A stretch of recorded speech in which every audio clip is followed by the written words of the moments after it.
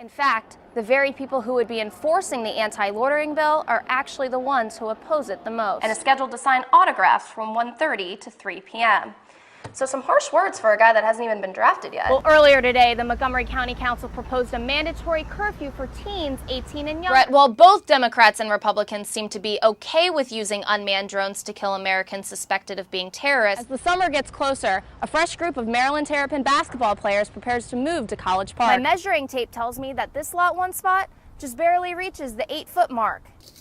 A noticeable difference of a valuable 1.5 feet. Players across the league ditch their razor and shaving cream until their team either gets eliminated or wins the title game. And in another effort to make those checks and balances, Senate Intelligence Committee Chair Dianne Feinstein says she plans to review all oversight proposals to make sure drone strikes are carried out in a way that is consistent with constitutional values. In Washington, Ashley Koerber, Fox News.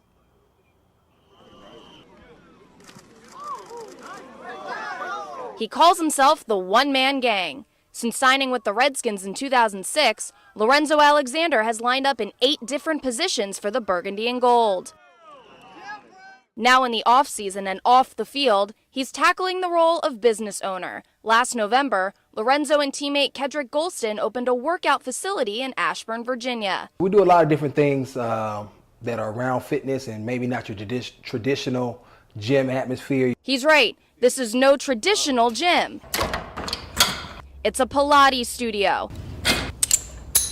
Not exactly what you'd expect out of a 250-pound linebacker. I found different things that help me, I guess, enhance my ability to play football. I mean, one year was cycling, another year it was Pilates, and I found that this has worked the best for me. But when you come to a place like the studio, you'd probably expect to see someone a little bit more like me using one of these machines. But Pilates is actually a very masculine workout, one Lorenzo says has put him in the best shape of his life. Since starting his new workout, Lorenzo has shed a whopping 62 pounds, an eye-opening number for his teammates, even if it is from Pilates. I had lost weight, but I was just as strong as when I was 275. So they recognized that, and they wanted to have some of that in part of their game so that they can make our football team better this year. Out. But the average NFL career is only around 3.5 years, and Lorenzo's almost doubled that. So he knows football won't last forever. I mean, that's one of the reasons why me and Kedrick opened the business, because we wanted to create an extra revenue stream for our family. And speaking of family, our wives are the front runners in this. They don't help us, we help them. So all year round, Lorenzo Alexander has his dream job, one that allows him to mix business with pleasure. And Lorenzo's not the only Redskin holding down a business.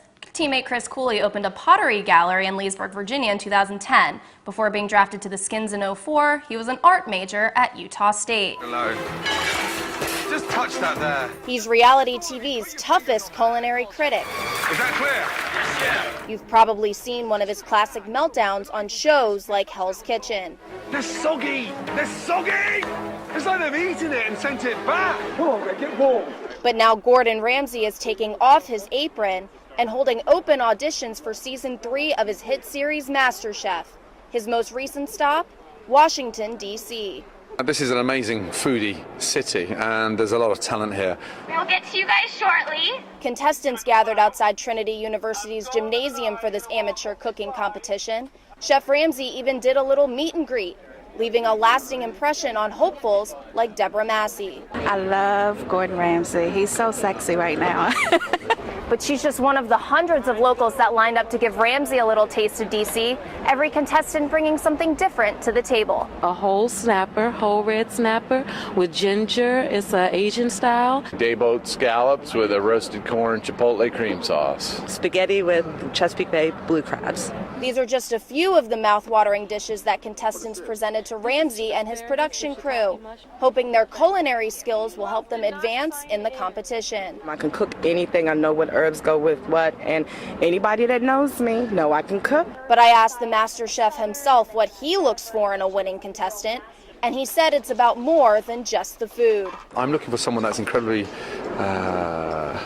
thick-skinned, passionate, robust, and someone that's sort of naturally in love with food. As far as today's turnout, Ramsay is already impressed with what he sees. When you see a line like that out there, it puts all of us, Graham, Joe, myself, under immense pressure because the heat's on, and I think this one is going to be lucky number 3.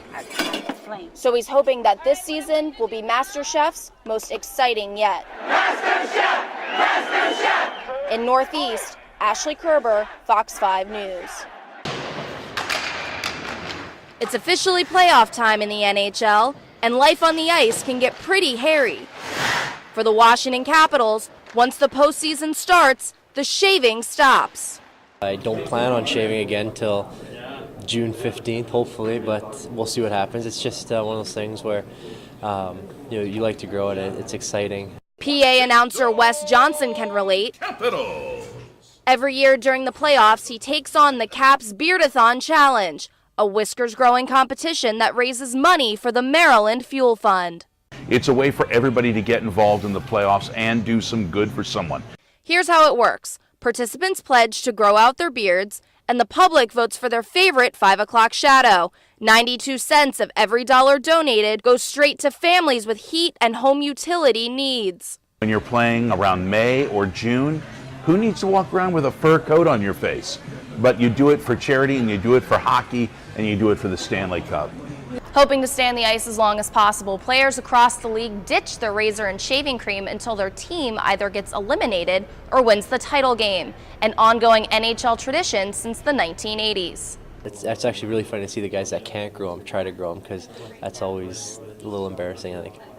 But whether it's for charity or good luck, growing a playoff beard is a fundamental part of postseason hockey.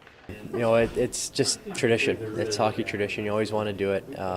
It's all about good luck, and we're very superstitious, so it's one of those things where you grow it and hope that it brings the team a little extra luck. By the end of the playoffs, it's a pretty fearsome place. An arena kind of looks like a den of cavemen, doesn't it?